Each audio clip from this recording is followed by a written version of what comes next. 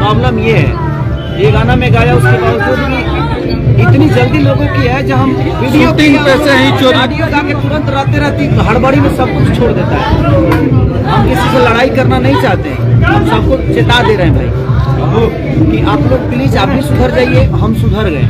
तो हम जिस दिन बिगड़ेंगे ना उस दिन फिर मेरा बात सब कर उठा के हमू गाँव शुरू कर देंगे।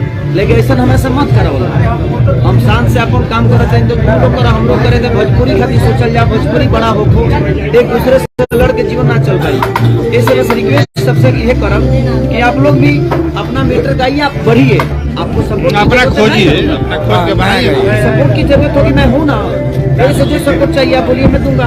अपने भाषा के लिए आप काम करिए, अपने लोगों के लिए काम करिए, अपने भाषा बड़ा करिए, कोशिश करिए कि हमारा भाषा बड़ा हो, क्योंकि उसी में सबकी उन्नति है। भाषा बड़ा होगा तो हम बड़े होंगे।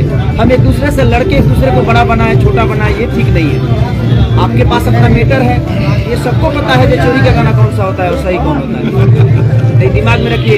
एक भाई तो मेरा 7वां गाना उठा के गाया था, लेकिन कोई बात नहीं भाई, आपसे भी रिक्वेस्ट कर रहा हूँ, हाथ जोड़ रहा हूँ कि आप ही अपना गाइए, हमें भी अपना गाने दीजिए।